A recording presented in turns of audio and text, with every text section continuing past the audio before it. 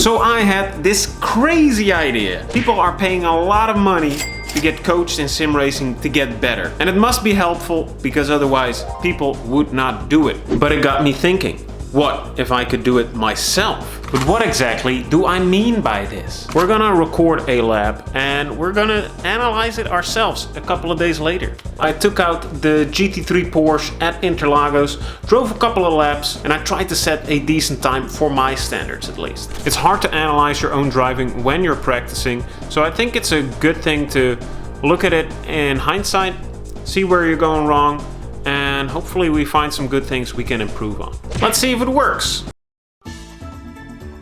Let's first take a look at the whole lap before we jump into the deeper analysis right after. So one thing to take into account is that we're driving on the fixed setup and we'll stick with it during our practice to keep the playing field even. But let's talk about the lap generally first, and after that we'll dive into a deeper analysis.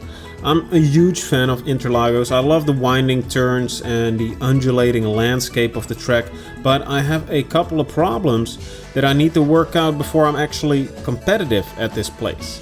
So my biggest problems at Interlagos are my racing lines and my braking habits. That's probably where I'm losing the most time at the moment. Interlagos has quite some winding corners where braking technique is vital, and the elevation changes lead to a constant struggle for grip. Now the track provides quite a lot of banking in some corners, but sadly I am unable to take advantage of these because of my poorly optimized racing lines, which are a result of my suboptimal corner exits, which are in turn caused by my bad braking habits. So one thing leads to another and another. That's what I want to focus on during my practice: these corner exits, my braking habits, and my racing lines. But there are a ton of mistakes that cause me to lose time, which we'll look at in the analysis. So now we're gonna take a closer look in an in-depth analysis. We're gonna take the whole lap apart, and I'm gonna give myself some tips on how to get better. I'm gonna analyze some stuff. You'll see it. Let's just dive into it. We brake right after the 50-meter board, giving us just enough space to trail brake into T1. And the trail braking here is not the best. I released the brakes a little bit too quickly and have to increase the pressure again to make the corner. That's definitely something we can improve on in our practice. We want to hit the apex of turn 1 as well as the next one, because the line out of this complex is super important if we want to stay on full throttle all the way and carry lots of speed on that first straight, as it is a big place for overtaking. For the next corner we brake just after the 100-meter board at this asphalt patch in the grass, and we want to trail brake nicely into the apex here. I think we can get a little closer onto it for a better exit, but what we're working with now is decent enough, but it can be improved. We use all the track space, we're on full throttle through this whole downhill section, and then we come up to this fast uphill right-hander. And we do have to brake just a little bit. I have to figure out how much pressure on the brakes I should apply to make the apex. And you can see here that I'm not too sure of myself for the next apex either, as I lift off the throttle just a little bit. But when we come to the next braking zone, we see that I could have carried more speed, as we don't use any of the curbing on the left. I think we should use more space here, as it would grant us a better line into the next corner. The trail braking can be improved here too. We don't really hit the apex all that well because of it, which means we're not all the way on the right side of the track after this corner, which ruins our wide entry into the next downhill corner. What we do well here is we stick to the inside and we're patient enough to let the car turn before getting on the throttle, which lets us get on full power all the way to the next corner. And here we do use almost all of the track space, which is good, but I released the brakes just a bit too abruptly, robbing myself of a little bit of grip.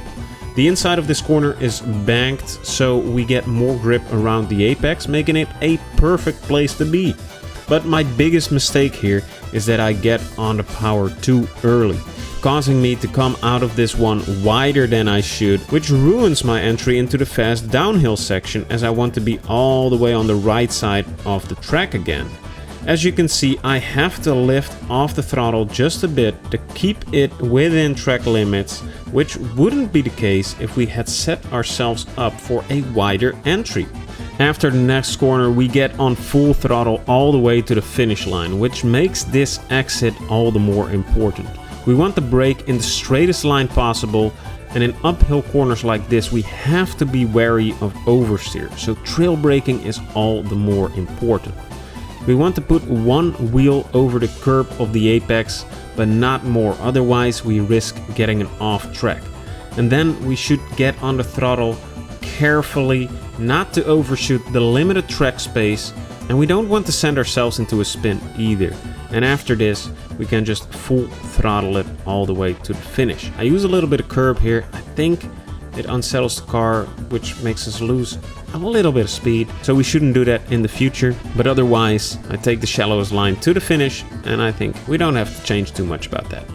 So I hoped for a completely different conclusion to this video. After practicing a lot with the tips I gave myself from the analysis, I think after 16 laps I could manage to do just a tiny bit better, and with different racing lines than I advised myself to take. So I guess the conclusion is that analyzing your own driving can be very valuable, because I think my trail braking in some places was very terrible at the beginning. But by taking a closer look at my driving, especially the trail braking, I think it cemented in my mind that I need to improve that first. There's a lot to gain there. So I guess that part was helpful. But in terms of coaching yourself, the biggest problem I see is that you do not see the problems that you do not know about.